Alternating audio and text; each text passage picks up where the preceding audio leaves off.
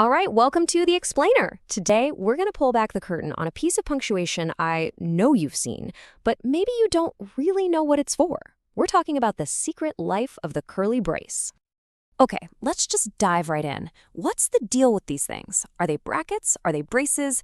Their whole identity is kind of up in the air. But don't worry, today, we are going to settle this once and for all. And this really gets to the heart of it, right? You've got your normal brackets, the round ones and the square ones. Their job is pretty simple. They clarify stuff in regular writing. But our friend the curly brace, whoa, it has a way more specialized role. And that's exactly why it's not really a bracket in the same way at all. So let's talk about this identity crisis. Why is this symbol so misunderstood? Well, it really just boils down to its unique shape and the very specific jobs it does. Jobs that have nothing to do with writing a novel. I mean, just look at it. Unlike parentheses or square brackets that only curve on one side, this thing curves on both. It's literally the only piece of punctuation with brace right there in its name. And that shape is the biggest clue, isn't it? It looks like two little arms reaching out to hold or, well, brace something together. Now, to really get this symbol, we have to go back to its secret origin story. And here's a spoiler. It wasn't born in some dusty old grammar book. Nope. It was forged in the world of computer science.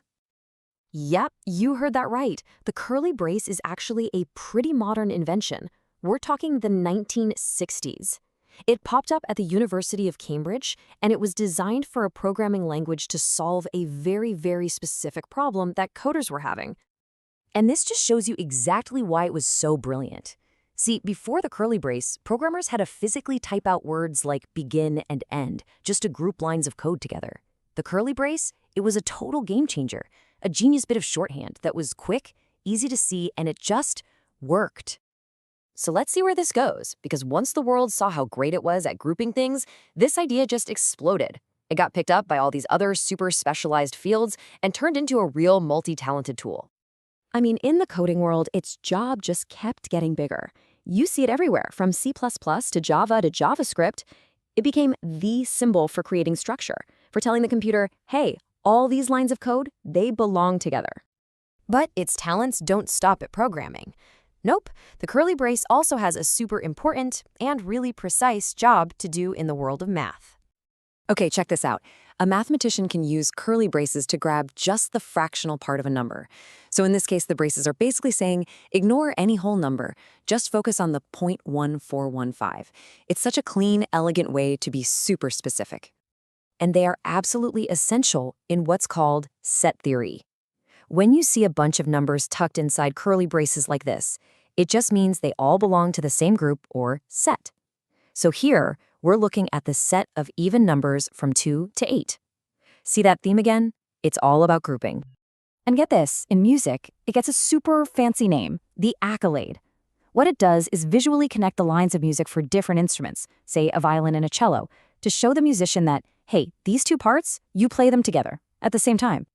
Okay, so if this thing is such a powerhouse in coding, math, and music, why don't you ever see it? Like in a book or an email or a news article? What's the deal? Well, here's the bottom line. For most of us, when we're just reading, the curly brace is a weird, unfamiliar symbol. In fact, style guides actually tell you not to use it because it just breaks the flow and confuses people.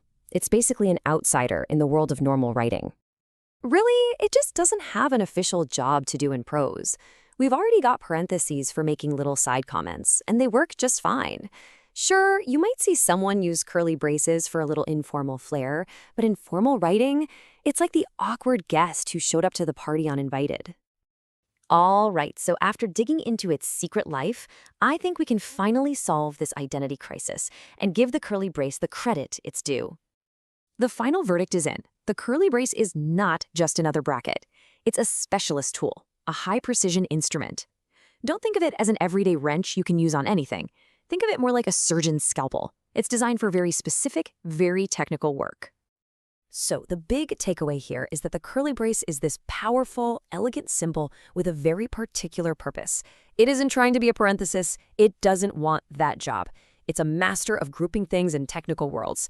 And now that you know its secrets, I bet you're going to start spotting this little specialist at work all over the place.